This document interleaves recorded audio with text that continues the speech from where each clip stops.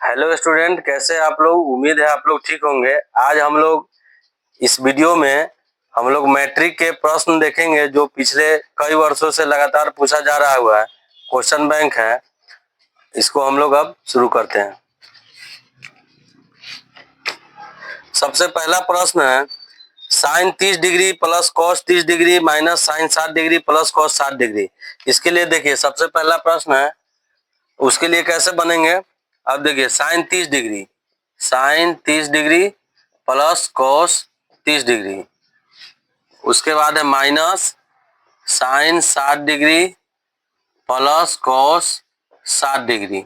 अब देखिए इसके लिए क्या करेंगे, सबसे पहले इसका वैल्यू पुट करेंगे। साइन 30 डिग्री का मान, साइन 30 डिग्री का मान होता है 1/2 प्लस प्लस लिखेंगे कॉस 30 डिग्री। कॉस 30 डिग्री का मान कितना होता है, कॉस 30 डिग्री का मान होता है √3/2, √3/2। फिर इसको ब्रैकेट हम ऑन ऑफ कर देंगे इसको। फिर देखिए आगे साइन 60 डिग्री, साइन कितना है 60 डिग्री। साइन 60 डिग्री का मान कितना होता है, साइन 60 डिग्री का मान होता है √3/2 प्लस कॉस 60 डिग्री का मान 1/2, 1/2 होता है। अब देखिए यहां से भी हम लोग पता कर सकते हैं कि सेम सेम है, यहाँ और यहाँ दोनों घट जाएगा तो 0 हो जाएगा। लेकिन आगे भी इसको हम बना लेंगे। अब आगे कैसे बनाएंगे, दो का एलसीएम लेंगे 2 होगा। अब देखिए 1 प्लस √3, यहाँ माइनस लिखेंगे, 2 का एलसीएम कितना हुआ 2 हुआ, √3 प्लस 1। अब देखिए सेम सेम अभी है, √3 प्लस 1 या 1 प्लस √3 सेम होता है। अब इस सेम में से सेम घट गया, मतलब जितना यहाँ लिखा है उतना यहाँ घट रहा है। इसका मतलब क्या हो जाएगा, इसका आंसर 0 हो जाएगा। अब देखिए इसमें हमें चार्ट याद रखना है, sine 30 degree, 60 degree, 90 degree, 0 degree, sine में, कॉस में, टेन में। और साइन का उल्टा क्या होता है कॉसेक में, कॉस का उल्टा सेक में, और टेन का उल्टा कॉट में। हमें याद रखना पड़ेगा। इसमें यहाँ पे हम कौन कौन सी फॉर्मूला का याद इसमें जरूरी पड़ा है। साइन 30 डिग्री, तो साइन 30 डिग्री का मान कितना होता है 1/2। अब देखिए उसके बाद है कॉस 30 डिग्री, कॉस 30 डिग्री का मान कितना होता है √3/2। अब देखिए साइन 30 होता है वो कॉस 60 डिग्री के बराबर होता है, कॉस 60 डिग्री के बराबर होता है। और कॉस 30 डिग्री होता है वो साइन 60 डिग्री के बराबर होता है।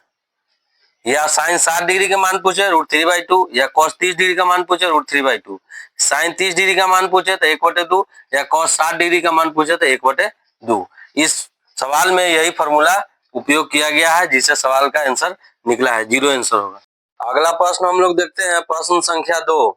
समांतर श्रेणी 1, 5, 9 का सार्व अंतर है। अब देखिए सार्व अंतर हम लोग कैसे निकालेंगे, इसे देखिए 1, 5, 9, इसी तरह इसका सार्व अंतर निकालना है।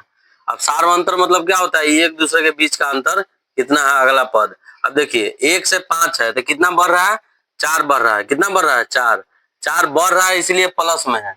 अब देखिए 5 से 4 कितना है, 5 से 9 यहाँ पर गया है, तो 5 से 9 में कितना बढ़ रहा है 4 बढ़ रहा है। इसका मतलब 4 4 बढ़ रहा है, तो इसको हम लोग क्या बोलेंगे सार्व अंतर। क्या हो जाएगा सार्व अंतर। सार्व अंतर बराबर कितना हो गया 4 हो जाएगा, +4, या सीधे हम 4 भी लिख सकते हैं।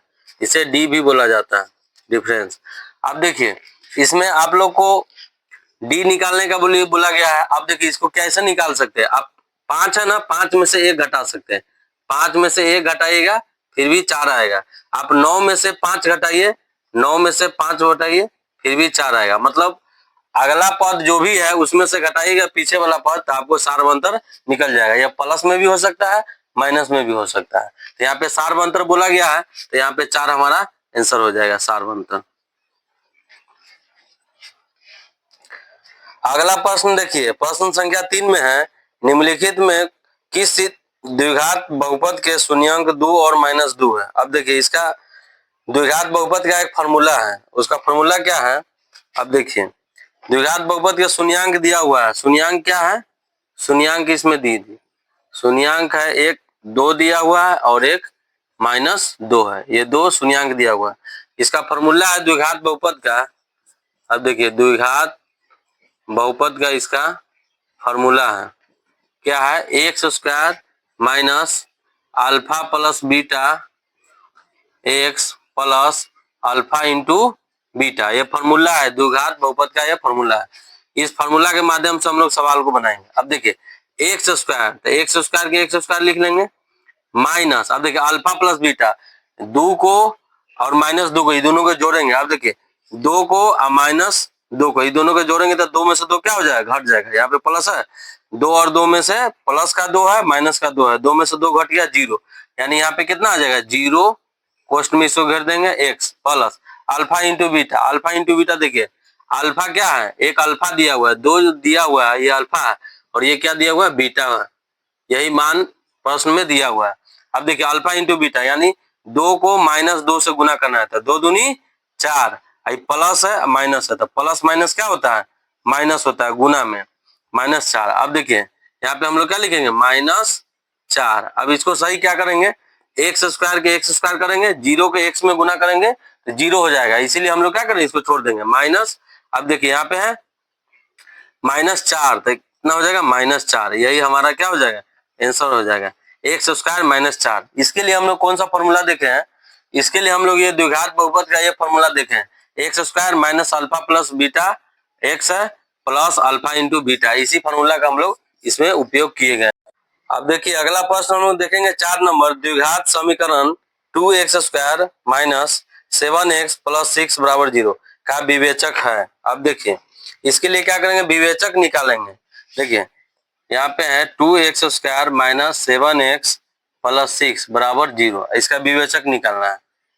इसको क्या निकालना है, विवेचक, या इसे विविक्तर भी बोला जाता है, इसका इसे विविक्तर भी बोला जाता है, या इसे क्या बोला जाता है, डी भी बोला जाता है। अब देखिए डी निकालने का क्या फॉर्मूला है, विवेचक या विविक्तर या डी, तीनों एक ही है। अब देखिए डी निकालने का फॉर्मूला है B square minus 4ac, B square minus 4ac।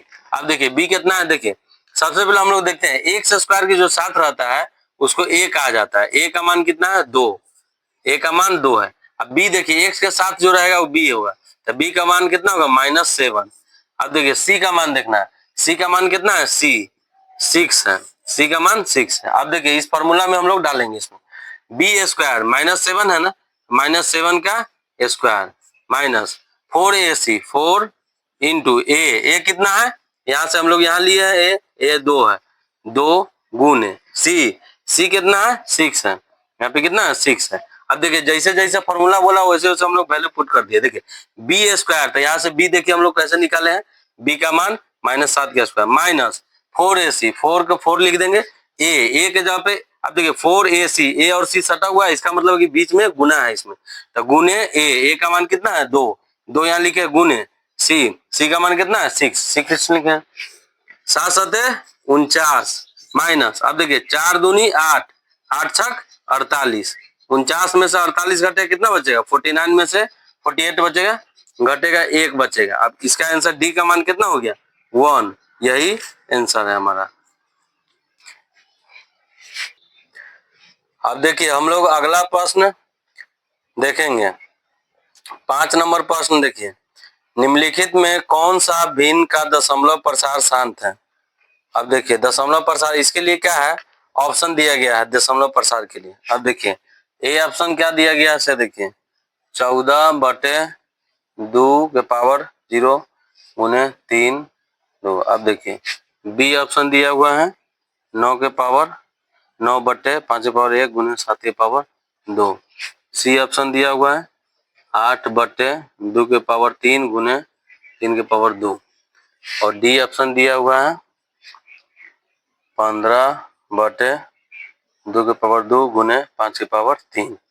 अब देखिए इसमें हम लोग क्या देखेंगे कि इसका दशमलव प्रसार पहले देखेंगे, शांत अशांत का। पहले आप समझ लीजिए शांत किसे कहते हैं बताइए, शांत वह जब संख्या का, अब देखिए अंश हर होता है, जैसे 3/4 इसको अंश बोलते हैं, इसको क्या बोलते हैं, अंश, इसको हर बोलते हैं। ऊपर वाला को क्या बोलते हैं, अंश, नीचे वाला को क्या बोलते हैं, हर बोलते हैं। इसको याद कैसे रखना, अब देखिए कोई भी अपना जो बाल बच्चा के नाम रखता है वो अंश नाम रखता है।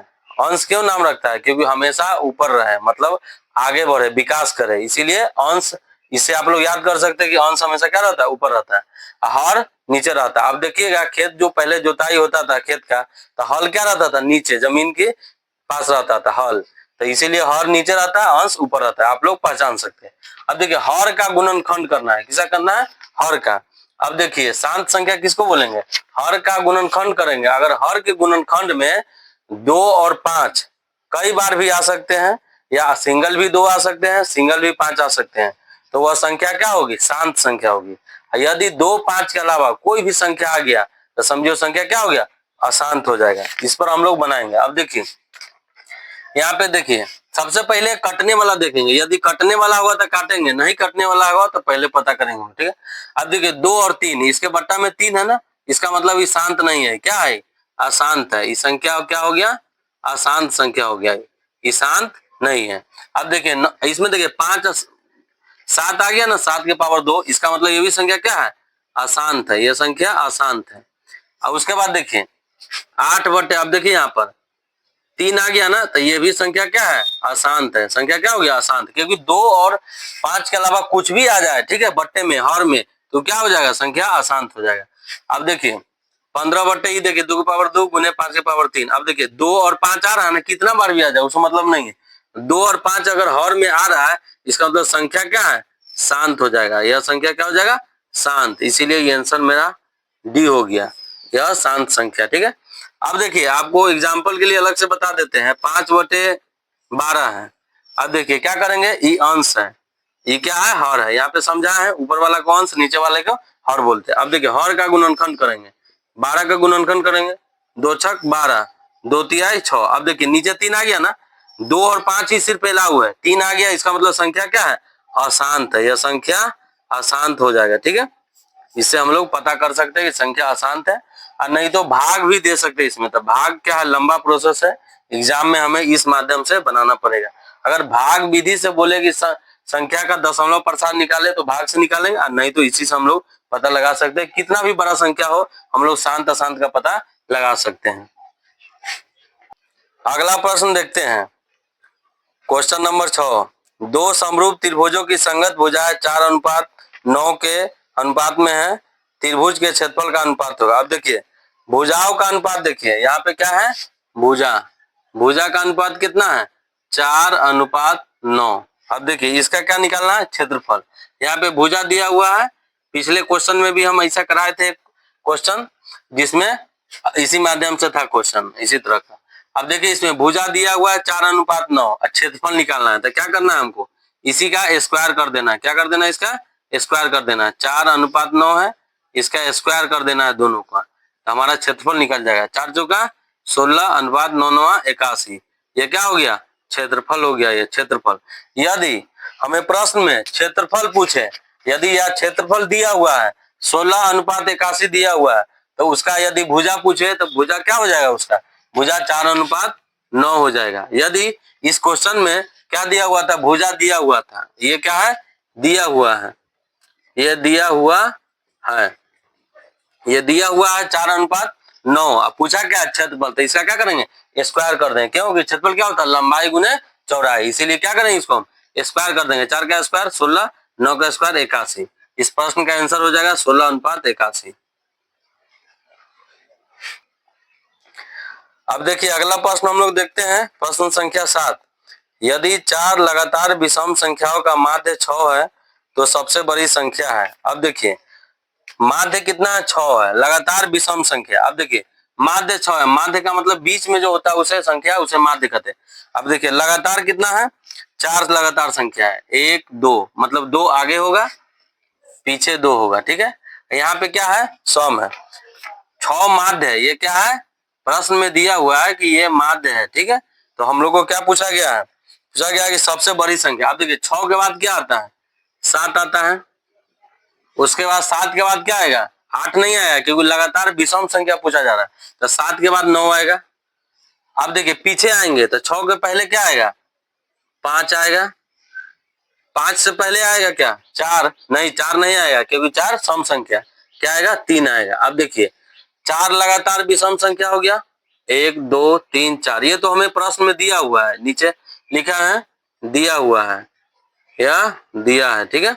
अब देखिए इसमें लगातार 4 विषम संख्या कितना हो जाएगा, माध्य 6। आप देखिए ये 6 दिया हुआ है प्रश्न में, अब देखिए हम लोग अगर इसको जांच भी सकते हैं हम लोग सही है कि गलत है, कैसे जांचेंगे? अब देखिए लगातार 4 विषम संख्या 3 प्लस 5 प्लस 7 प्लस 9 4 गो है ना, 1 2 3 4, इसको हम लोग सबको जोड़ के 4 से डिवाइड कर देंगे, भाग कर देंगे। अब देखिए 5 3 8, 8 7 15, अब 15 9 कितना हो जाए 24 हो जाएगा, 24 बटे 4, 4 छक 24। अब देखिए 6 आ गया ना, माध्य आ गया 6। इसमें दिया हुआ प्रश्न में माध्य 6 है, तो हम लोग क्या करेंगे आगे का संख्या निकाल लेंगे। 6 के बाद क्या था 7, 7 के बाद 8 लिखने की गलती नहीं करना है, इसमें 9 लिखना है, क्योंकि लगातार विषम संख्या की बात हो रही है। किसकी बात हो रही है? विषम संख्या की बात हो रही है, इसीलिए हम लोग क्या करेंगे 7 लिखेंगे 9 लिखेंगे। इधर क्या लिखेंगे 6 से पहले क्या आता है विषम संख्या 5 आता है, 5 से पहले क्या आता है 4 नहीं लिखेंगे क्योंकि 4 सम है, 3 आता है, इसीलिए देखिए 2 संख्या पीछे हो गया 2 संख्या आगे हो गया। आपसे प्रश्न में सबसे छोटी संख्या भी पूछ सकता है, सबसे बड़ी संख्या भी पूछ सकता है, हम लोग इसमें जांच भी सकते हैं। इसमें हम लोग क्या करेंगे जांच सकते हैं कि क्या हमने जो जवाब दिया है वो सही है गलत है। इसमें पूछा गया सबसे बड़ी संख्या, अब देखिए इसको हटा देंगे यहाँ से। अब देखिए सबसे बड़ी संख्या कौन हो गया, आप देखिए सबसे बड़ी संख्या कौन है 9 है, 9 सबसे बड़ी संख्या हो गया, इसका आंसर कितना हो गया 9 आंसर हो गया। आपसे परीक्षा में छोटी संख्या भी पूछा जा सकता है। अब देखिए अगला प्रश्न संख्या 8 देखते हैं। वृत्त पर स्थित किसी बिंदु पर खींची गई स्पर्श रेखा बिंदु से होकर जाने वाली त्रिज्या से कौन सा कोण बनाती है? अब देखिए यहाँ पे दिया हुआ है कि कोई स्पर्श रेखा, देखिए कैसे होता है, वृत्त है इस पर एक स्पर्श रेखा है, ठीक है, इसमें त्रिज्या है, ये क्या है त्रिज्या है, इस पर कौन सा कोण बनाती है, कितना डिग्री का कोण बनाती है? अब देखिए यहाँ पे कितना डिग्री का कोण है 90 डिग्री का कोण बनता है, स्पर्श रेखा। ये क्या है स्पर्श रेखा, ये क्या दिया हुआ है स्पर्श रेखा। ये क्या है वृत्त है, इस पर क्या है ये त्रिज्या, जिसे आर भी बोलते हैं या त्रिज्या भी बोलते हैं। इस पर कितना डिग्री का कोण बनता है 90 डिग्री का कोण बनता है, तो इसका सही जवाब हो जाएगा 90 डिग्री इसका आंसर। अब देखिए अगला प्रश्न हम लोग देखते हैं, प्रश्न संख्या 9। यदि किसी अर्धगोले के वक्र पृष्ठ क्षेत्रफल 1232 सेंटीमीटर स्क्वायर है तो उसकी त्रिज्या है। अब देखिए सबसे पहले अर्धगोला के वक्र पृष्ठ क्षेत्रफल का देखिए फॉर्मूला क्या है, वक्र पृष्ठ क्षेत्रफल किसका है अर्धगोला का, अर्धगोला का वक्र पृष्ठ क्षेत्रफल देखिए क्या होता है 2 पाई आर स्क्वायर। अब देखिए इसमें दिया हुआ है कितना दिया हुआ 1232 सेंटीमीटर, इसके बराबर क्या दिया हुआ है 1232 सेंटीमीटर स्क्वायर। अब देखिए इसको हम लोग यहाँ पे वैल्यू डालेंगे 2 पाई, पाई का मान कितना होता है 22/7 गुने आर बराबर 1232। अब देखिए सबसे पहले इसको क्या करना है हमें, इसको काटना है, काटिए 11 से काटिए, 11 दूनी 22, इसको काटिए 11 इकाई 11, 1 पे 13, फिर 11 इकाई 11, 2 पर 22, 11 दूनी 22 कट जाएगा 112 बार में। फिर इसको काटिए 2 से काटिए, 2 पंचे 10, 2 छक 12 कट गया 56 बार में। फिर 2 से काटिए, 2 दूनी 4, 2 अठे 16, 28 दूना 56, 28 आ गया। अब देखिए आर गुने आर बटे 7 बराबर कितना आ गया 28 आ गया। अब देखिए यहाँ पे देखिए आर गुने आर बटे 7 बराबर 28। अब देखिए यहाँ पे आर गुने आर क्या लिखेंगे आर स्क्वायर बराबर, अब देखिए 28 इंटू 7, अब देखिए 8 सते 56 के 6 हासिल 5, 7 दूनी 14, 5 19, 196, तो आर स्क्वायर बराबर कितना हो गया 196, तो आर बराबर कितना हो गया √196, 196 का वर्गमूल करेंगे तो कितना होगा 14 हो जाएगा, इसीलिए इसका आर कितना हो गया 14 हो गया। आर मतलब क्या हो गया त्रिज्या, इसका त्रिज्या कितना हो गया 14, 14 इसका प्रश्न का आंसर हो गया। अब देखिए अगला प्रश्न हम लोग देखते हैं, प्रश्न संख्या 10। बिंदु -6 -8 की कोटि है। अब देखिए इसमें देखिए कोटि -6 -8। अब देखिए सबसे पहले जो लिखा हुआ रहता है वह भुज कहलाती है, और दूसरा बार में जो लिखा हुआ रहता है उसको कोटि कहते हैं, उसको क्या बोलते हैं कोटि कहते हैं। तो आपसे परीक्षा में कुछ भी पूछा जा सकता है, भुज भी पूछ सकते हैं या कोटि से भी पूछा जा सकता है प्रश्न। तो इसमें प्रश्न में दिया हुआ है कि -6 -8 का कोटि क्या है, तो कोटि क्या है -8 है, तो इसका सही जवाब हो जाएगा -8 आंसर। आप लोग को यदि वीडियो अच्छा लगता है तो आप लोग यदि नए हैं तो चैनल को सब्सक्राइब कर लीजिए और अपने दोस्तों के साथ भी शेयर कर दीजिए। और वीडियो यदि अच्छा लगे तो आप लोग नीचे कमेंट में जरूर लिखें कि आप लोग कैसा वीडियो लगा है। इसी तरह का सीरीज आगे भी आती रहेगी।